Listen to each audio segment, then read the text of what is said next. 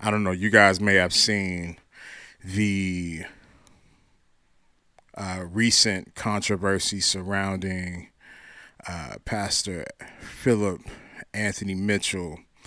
For those of you who don't know, he's an extremely popular preacher, one that I enjoy, I look up to. Not saying I agree with everything he preaches, but it's just I don't know. I hope this doesn't sound offensive. I think it's just it's just really nice to see a man and I'm not saying this doesn't exist, but to see he's literally like a man's man. To see that can be received in the pulpit. I've never been like the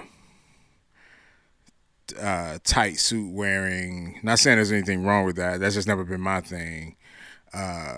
Sort of feminine type of preacher with a lot of preacher speak and all that stuff. That's never been my thing. Even as a pastor, I pastor a church called Connect Church, hence the Reconnect podcast. Uh,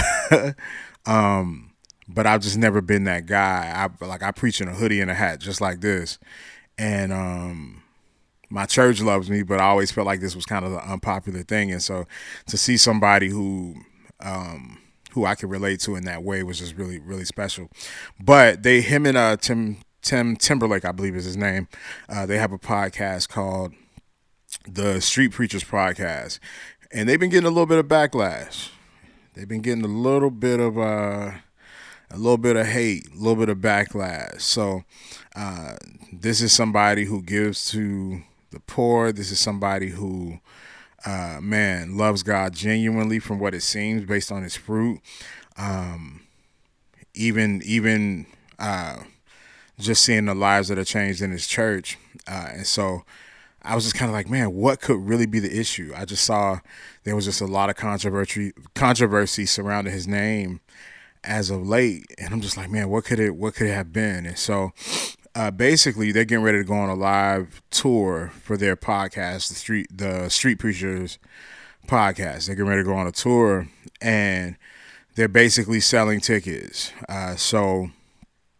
And I don't remember the exact amount, so this is a guess. I believe the regular tickets were about $71 or something like that. And I believe there was also a VIP ticket that was two and change, like 250 or 240 or something like that. And what I noticed is that a lot of people were saying, "Man, you guys are charging for the gospel." People accusing them of basically just trying to get a bag. Basically, everybody thinks this should be a free event, and that because these two popular preachers also have big churches, that the churches should cover the cost of this podcast, right? Not the podcast, but the tour.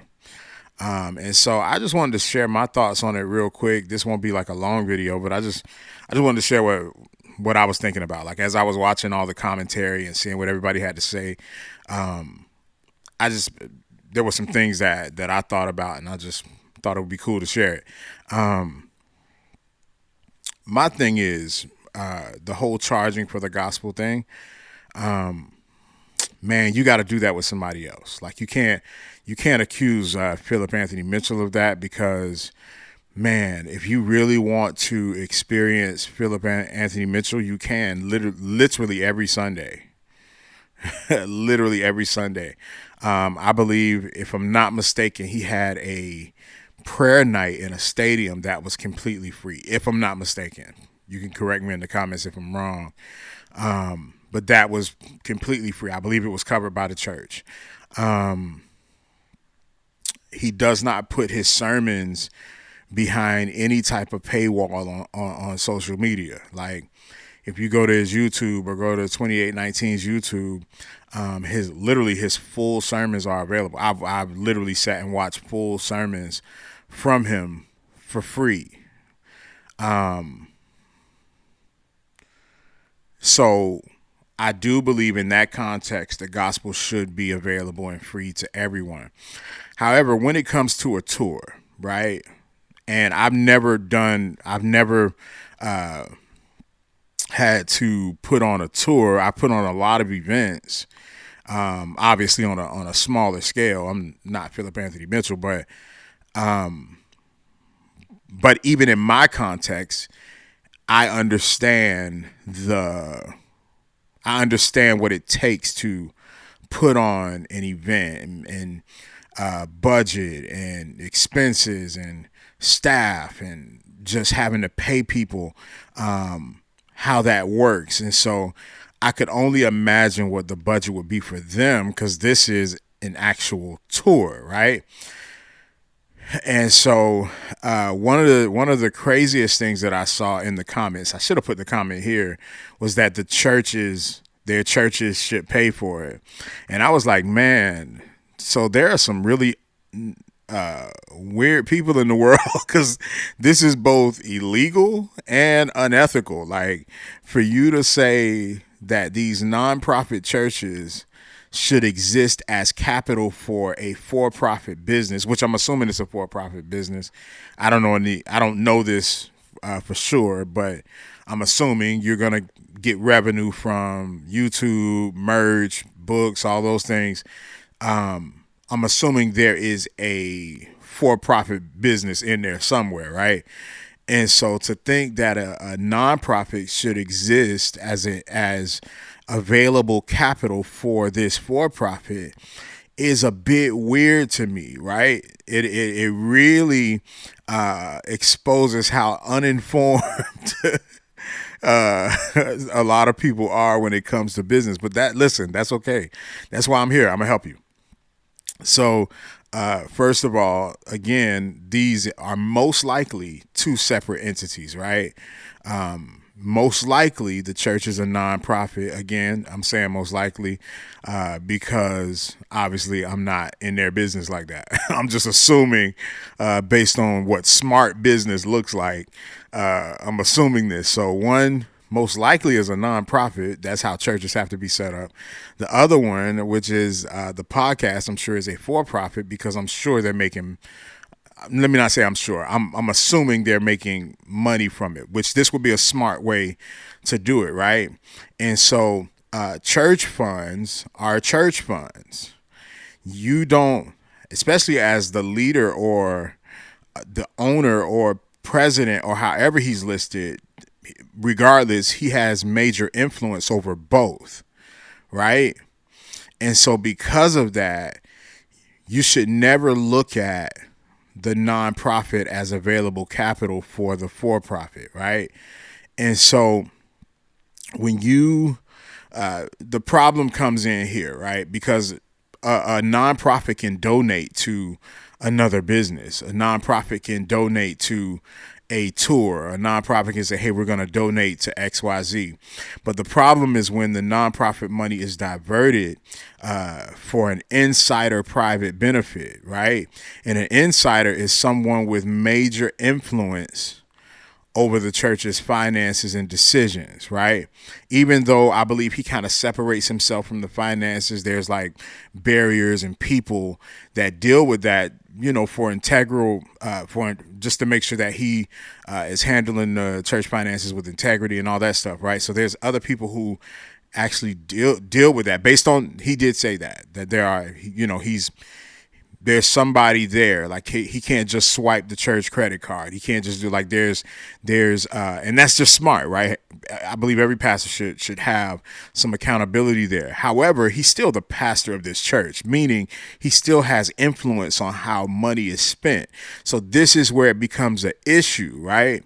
Right? Because he has influence over 2819, and so for him to decide that I'm going to take 2819 money and donate it to or give it to or use it as available capital for my for-profit business, my private business, that is, again, it can be illegal, but we know it's unethical, right? And this can lead to fines both in the business and personally. This could lead to like tax penalties, all kind of stuff. All this opens up a can of worms. And anybody who knows anything about business or anything like that would know that you can't that's not how this works. Like you can't just say that this is going to be available capital for my for-profit. That's just not a smart way to do business, right? The other claim, the gospel should be free. I believe this is true. However, we do have to consider the context of what is happening. So this is a tour that will incur expenses, staff, flights, venues. From what I heard, there's going to be like worship. So you gotta pay for a worship team, band, sound, lights, security, their family, whoever's traveling with them. And this has to be paid for every city they go to. So you're talking about well into the 6 digits. I wouldn't be surprised if they hit 7, but we're for sure we're for sure talking about well into the 6 digits, right? And so I could see the argument if you couldn't find Philip Anthony Mitchell, if you couldn't find him without paying for it, like if to access the gospel that is delivered through the mouth of Philip Anthony Mitchell could only be found behind a paywall, then I could understand people being a little bit up in arms, right? If everything he does had to be paid for in some way, shape, or form, Patreon, all kind of stuff. If everything he gives has to be paid for in some form of a class or something like that, then I would almost understand the frustration. But he preaches the gospel every Sunday for free, unless they have a guest preacher preaching. But for the most part, he preaches at his church for free. I would even hazard to say this, man, like if you're that connected to him and you want to be a part of his ministry in that way, man, join his church, whether it be digital or in person, because I can promise you that his members are going to get, let me not say I can promise you, I'm speaking more so from a pastor's perspective, his members are going to get a part of him that the masses, the world doesn't get. There's a connection there. He's called to cover them. Like he's their shepherd. There's a different type of connection there. So if you're that connected to his ministry and what God is doing through him to where there could be offense when it comes to them charging for something, listen, you can get to him. I would hazard to say that his church gets more of him than anybody would on a podcast tour. And I'm not saying they hold back on a podcast tour, but obviously there's a connect. Again, speaking as a pastor, there's a connection I have with my members spiritually, right? That's just going to be different because I'm called to shepherd them. God speaks to me about them. Like it's just different. And so if you follow him in that way, then it might make more sense for you to join as a digital disciple or as a physical member that comes in every Sunday, right? And so my thing is you can find the gospel delivered through him for free, either at his church or online. I believe I've even still seen videos of him preaching on the street for free. And this is the thing too that I struggled with, and I'm getting ready to I didn't want this video to be super long. This is the other thing that I struggle with too. He's not flashy. Like I don't know what kind of car he drives. I don't know where he lives. Even every time he preaches, he has on like a hoodie or a t-shirt, some Jordans that you can literally go grab out of Foot Locker for $100. Like nothing about him says greed. And so that just proves, man, there's no winning when it comes to the institution of the church and people's judgment. When it comes to people, and let me rephrase that. This has nothing to do with the church or the family of God, right? But this has everything to do with people, like people that who are a part of that family. Sometimes there's no winning. Like, you cannot be flashy. You cannot come off greedy. You can give to people. I watched him give to people in his church, and I ain't talking about no little bit of money, right? 5 digits. Like you can give back to people. You can carry yourself in a way that's modest and carry yourself in a way that's not flashy. Carry yourself in a way that deflects the attention from you and keeps the attention on God. You can literally go through all. You can literally carry yourself in a way where there's no question about that, and people will still call you greedy. And so I know Philip Anthony Mitchell probably will never see this video. Preferably he does.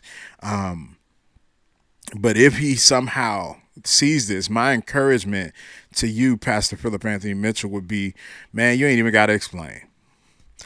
It's going to always be somebody that has something to say that's that's completely ignorant to what it takes to put on these type of things, and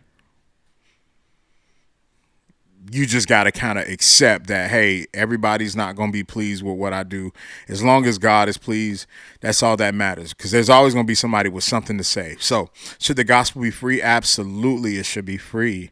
And you can hear it every Sunday at his church, right?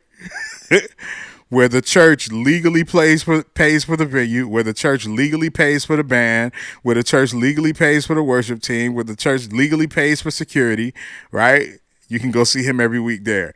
And so that's pretty much all I got for y'all today, man. I would want to encourage y'all, man, as believers, man, stop looking for stuff all the time. Like, when we get good people that you can just look and discern by the Spirit. Obviously, we don't know a person's heart, but we have the ability to discern based on their fruit. And when I look at his fruit, I was watching a video yesterday, and I don't cry easily. My wife will tell you it takes a lot for me to cry. And I was watching a video where he calls this young guy up to, he basically says, like, I feel in my spirit that there's a teenager here that needs to come up and pray. And this young guy comes up and literally starts praying with fire. And I ain't talking about somebody that looks nerdy, who society would say is a nerd or overly churched and all that. Like, it wasn't that type of guy. Like, he looks like he might have been a college student. Nice looking young man. Literally looks like he could have been doing anything besides going to church on a Sunday. Definitely not getting up to pray. But he literally comes up and starts praying with fire. Like, I mean, just going. And I'm like, man, tears started coming to my eyes, because I'm like, man, this young man could be doing anything. He could be doing anything. And I don't say this to be like weird or anything like that, but man, there are some people who, and I can speak for me. Like, I'm not a small guy, right? I will be, in Jesus' name. I'm working on it. But there are some people who are ostracized because of the way that they look, society standards of what is attractive, and it forces them to kind of look inward, or it forces them to kind of latch on to other things. And sometimes that could be God, and that's a great thing, right? But I think it can be tougher for those who are considered attractive or considered popular, and people want to be around them. There can be ego issues. There can be, like, I think sometimes you can have people who are you can have people who are closed off, right, to what's happening in the world with women and all that stuff, and they don't. I've heard people say, like, are you single by choice or because nobody else wanted you? Are you celibate by choice or because nobody else want? You have some people who are, because of depression of not being popular, because of depression of how they may look and insecurity and all those things, that becomes their motivation for latching on to God, and that makes sense.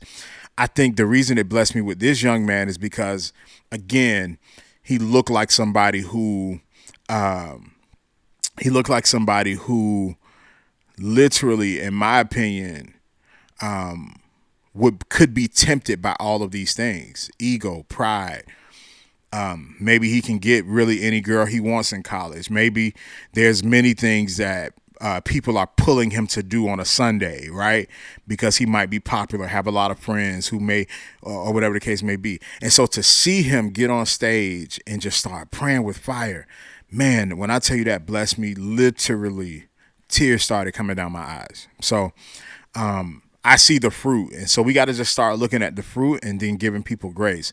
The VIP portion of it, I get it, but I still lean towards, man, this covers costs. And again, I understand, I understand that. I will say this though, when it comes to the meet and greet, the VIP, meet and greet and all that stuff.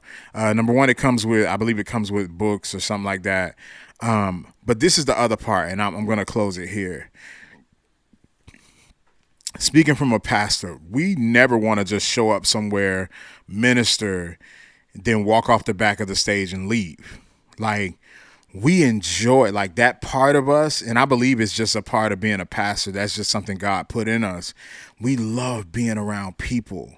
We love connecting with people. We love hugging people. We love saying hi to people, especially people who have followed us, right? Kids, teenagers, older people. Like, we love being able to connect with people who literally have been blessed or have connected to our ministries.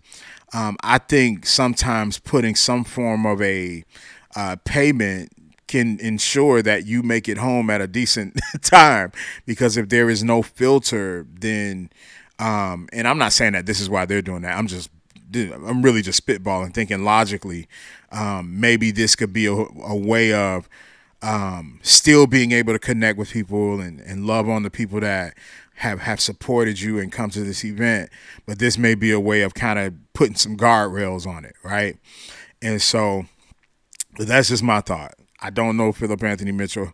And so everything I'm saying is just based on what I'm thinking, and what would make sense to me. So listen, man, this video was longer than I wanted to be, but thank y'all so much for tuning in. I really appreciate y'all. Love y'all. Please hit the subscribe button. Again, this is Ground Zero. I think I got one subscriber. So who's gonna be subscriber number 2 before we blow up? I love y'all so much, man. Have a good one. Peace.